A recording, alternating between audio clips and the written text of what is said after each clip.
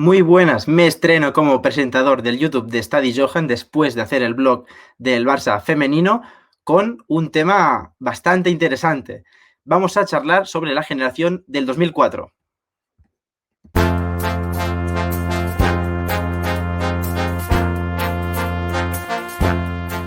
Bona tarda a tothom i benvinguts a l'estadi.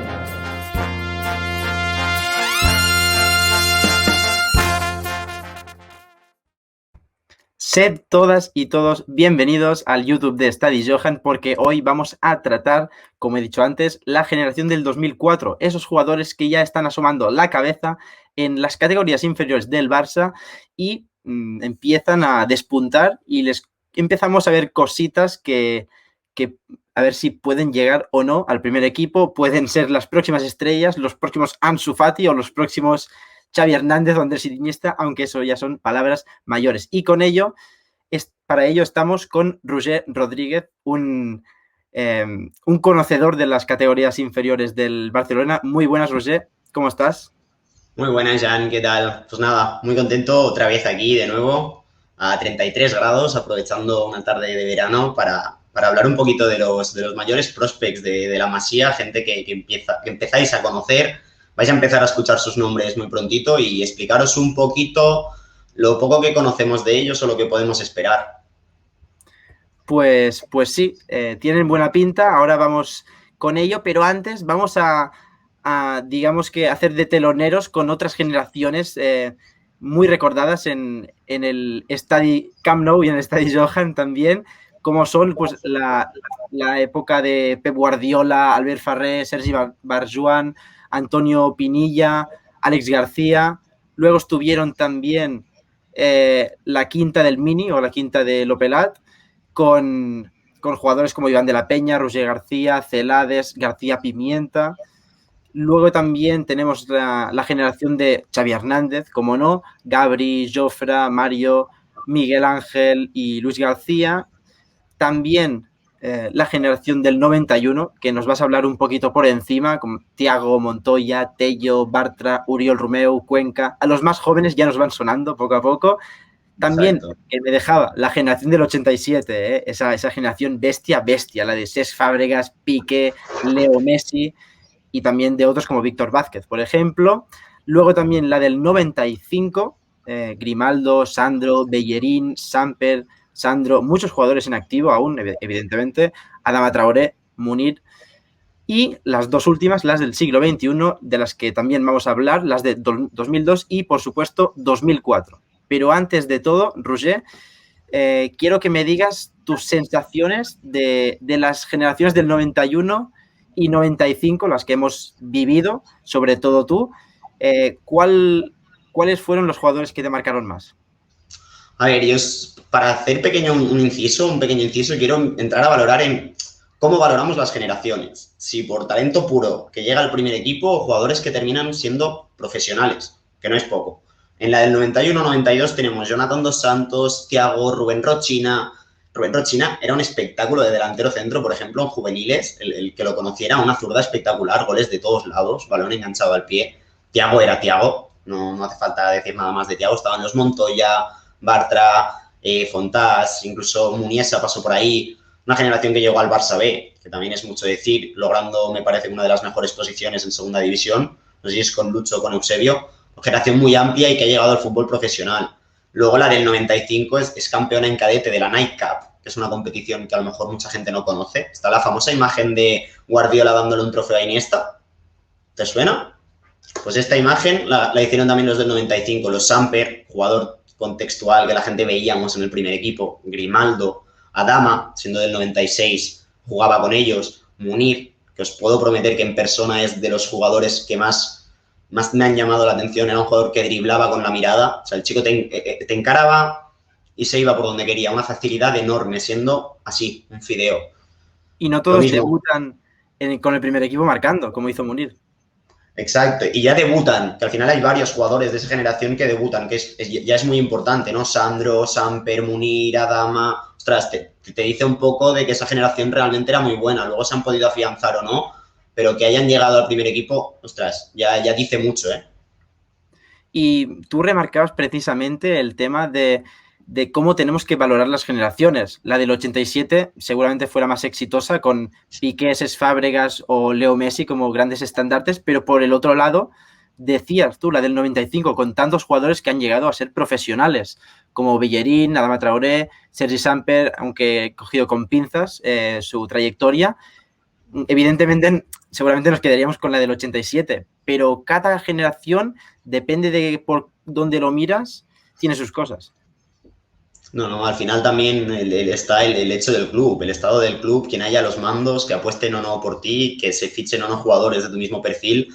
Al final el trabajo de la Masía no es solo nutrir al primer equipo de jugadores, sino formarlos desde bien pequeñitos para que puedan llegar al fútbol profesional. Se suele decir que fuera del Barça hace frío, pues ostras, aquí hay varios jugadores que por lo menos han logrado afianzarse en el fútbol profesional y sobre todo, ostras, hay jugadores en equipos bastante buenos.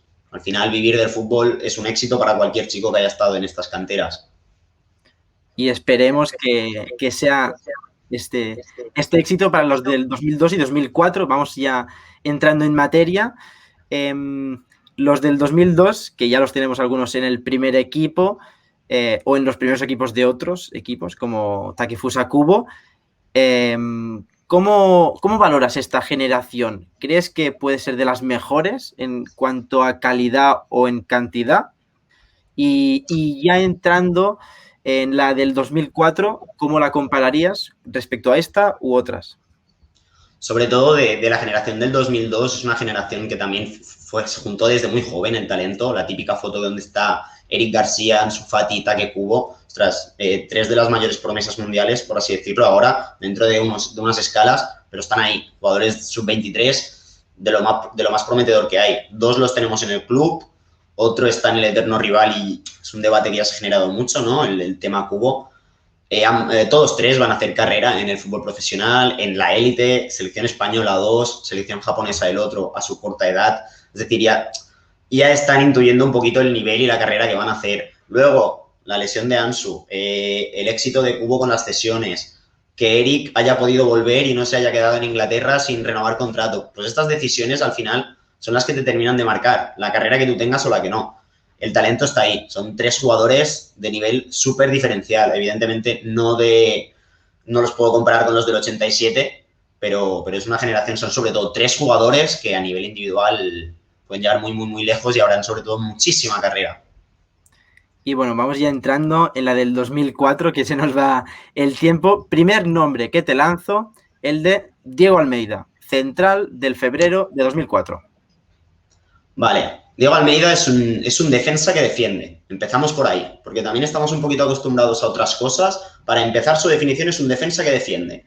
Es un chico que ha ido sobrado físicamente hasta ahora. Ahora se ha quedado en el 1,80 m, es juvenil de primer año, ha jugado en Juvenil División de Honor, donde sigue yendo sobrado a nivel defensivo, cosa que le hace a veces pecar de fallos a nivel de posición, fallos a nivel de concentración, pero como bien digo, es un defensa que defiende. Yo, por comparar un poquito al jugador y como se hace también ahora que estamos en época de NBA y de draft, en el best case, que se dice, ¿no? En el mejor caso, sería un Araujo, pero de la Masía. O sea, al final Almeida es un jugador con raíces sudamericanas, que tiene ese fútbol, ese carácter, es un líder nato, pero lleva desde la escuela del Barça. Es decir, imaginad cómo juega este chico con el balón en los pies. Es de lo mejor que tenemos. Le falta mejorar su toma de decisiones, pero tiene una capacidad para filtrar balones. Tiene un golpeo élite total. Te encuentra alejados con muchísima facilidad, al punta, al extremo del lado contrario, filtra balones por dentro, es capaz de conducir. O sea, con balón es un superdotado. Sin él es muy potente físicamente, gana muchísimos duelos. Como os digo, míralo, lo podéis ver en la imagen, es un tío que con 16 años está más hecho que yo con 25 y, como os digo, a campo abierto puede defender brutalmente y es muy difícil de superar en el 1 contra 1.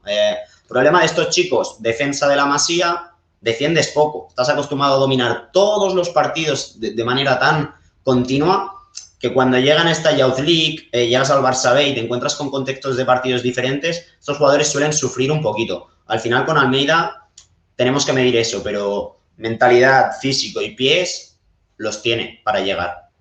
A mí la única duda que me genera Almeida, más por su perfil que no futbolísticamente. Es que si echamos la vista atrás, si no recuerdo mal, los últimos 2 centrales de la Masía que han llegado al primer equipo, Piqué y Araujo, 1,90 m mínimo. Los otros 2 que me suenen de la última década, Fontás, Bartra, por ejemplo, no llegaron. Y precisamente yo pienso que el 1,80 es 1,80 más o menos, entre 1,80 y 1,90 es la mejor estatura para un central, pero hemos visto que los que llegan al primer equipo del Barça tienen más estatura.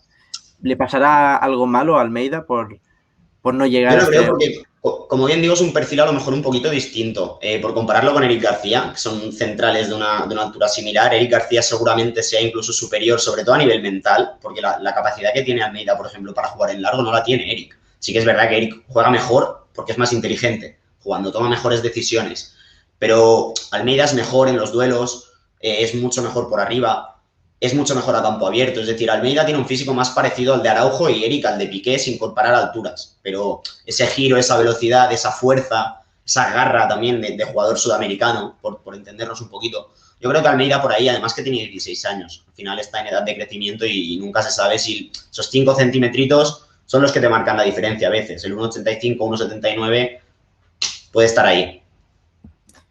Bueno, pues, Roger, vamos con el siguiente nombre. A ver si encuentro el banner. Aquí estamos, con Ilias Akomach. Un poquito difícil de pronunciar, pero bueno, el hispano marroquí también apunta a maneras. Vamos allá, porque es de abril del 2004, también del mismo año. Zurdo con bastante calidad, ¿no? Es totalmente, es difícil de definir, Ilias. He buscado comparación a los 3 jugadores, con Ilias es el que más me cuesta. Seguramente el jugador que a mí más me viene a la mente es el Munir de la categoría inferior del Barça. Es un jugador excelso técnicamente, es decir, parece un poquito brasileño. Jugador muy tranquilo, con muchísima magia, tiene una técnica exageradamente buena y tiene ese 1 contra 1 de calle. Es un tío que te tira un caño en una baldosa, que te la pisa, te tira un autopase, te hace una elástica. Yo le digo, de profesión encarador. Ilias, dale el balón con un contexto favorable, que se tire un 1 contra 1 y lo hemos visto, como con 16 años ha debutado con el Barça B y es que no le ha tomado el balón, lo ha cogido ya encarado. Y es zurdo cerrado, jugador con capacidad para jugar en línea de cal, pero sobre todo para tirar hacia adentro, ¿vale? Un zurdo que juega en derecha, uno más, pues ese perfil. No es muy veloz del todo, le falta a lo mejor ese cambio, ese puntito físico que veremos si en la élite le permite ser el jugador que ha sido en categorías inferiores, pero a nivel de talento, Ilias es brutal. A nivel de talento es brutal. Es un jugador que es muy divertido de ver. Sí, yo en los ratitos que lo he visto en el Johan Cruyff, en los 4 partidos que ha jugado esta temporada con el Barça B, me ha generado un poquito de hype, ¿eh? Jugador pequeño, juguetón con el balón, aunque no sé si le puede faltar un poquito de gol. Este año es lo que se puede echar en falta. Al final es un juvenil de primer año. Este año ha sufrido también un poquito el hecho de tener a Jaume Jardí por ahí, porque no terminábamos de saber quién era el interior, quién era el extremo, se pisaban un poquito las zonas. Y sí que es verdad que le ha faltado consistencia en sus cifras. Al final es un jugador que ha metido 3 goles y ha metido 3 asistencias, siendo uno de los líderes del juvenil A. Para mí lo mejor que puede pasar es que Yusuf Demir se afiance en el Barça B y este chico la termine de romper en el juvenil A, siendo juvenil de segundo año y hacer el equipo suyo, ya con Youth League y evidentemente teniendo sus ascensos al Barça B. El talento lo tiene, goles ha metido siempre. Yo creo que es más un déficit que había podido tener este año, una falta de acierto, que no un problema a nivel de talento o a nivel de gol, porque es un jugador que siempre ha metido goles y es diferencial en zona 3. Es un jugador, dale el balón en zona 3, que encare, que juegue y dale un poquito de libertad, porque es un jugador realmente diferencial ahí arriba. Jugador para tener en cuenta, para verlo en el juvenil, a ver si lo veremos también en el Barça B. Buen proyecto. El siguiente, Roger, no es nada más ni nada menos que Ángel Alarcón, que está lesionado, pero menuda pinta tenía antes de lesionarse. Llegó a debutar contra el Español B, creo, esta misma temporada con el Barça B, de Castelldefels, de mayo del 2004. Delantero de los que mola, de los que profundizan, ¿eh? Yo diría atacante más que delantero. Fíjate, yo considero a Ángel, sobre todo en clave Barça, más extremo que delantero. Él, para hacernos una idea, es un atacador de espacios. Es un jugador que él destaca por su capacidad de ir al espacio, mucho más que por su capacidad con balón, que evidentemente no es nada mala. Es un rara avis en la Masía, porque generalmente los extremos son finos, 1 contra 1, se asocian bien. Ángel es un cañón. En Twitter le llamamos el Werner de la Masía, por poner un perfil de jugador. Puede ser parecido a Pedro, es un jugador que entiende súper bien los espacios. Mirad las piernas que tiene, es un chico de 16 años que tiene un tren inferior totalmente brutal. O sea, si ese físico es capaz de marcar diferencias en la élite, como lo hace en el fútbol base, es que Ángel es un jugador de nivel top ya solo por eso. O sea, es que tiene un físico y un timing para desmarcarse y entender el juego sin balón que es brutal. Luego el chico tiene capacidad de 1 contra 1. No lo verás tirarse una bicicleta o pisarla, pero él te encara, sale por un lado y una vez arranca, Ángel es muy difícil de parar. Este año no sé la cantidad de penaltis que habrá provocado, pero son muchísimas precisamente por eso. Un poquito como Sterling, ¿no? Que parece que va tan rápido que es que solo que lo toques se va al suelo y es penalti. Ha provocado muchísimo. Tiene mucho colmillo este chico. Tiene muchísimo gol. Es un chico que vino de la cantera del Español, si no me equivoco, en Cadete A. Nos había reventado siempre. Siempre. De estos jugadores que jugaba Barça contra Español y sabías que Ángel te iba a meter mínimo 1 o 2 goles.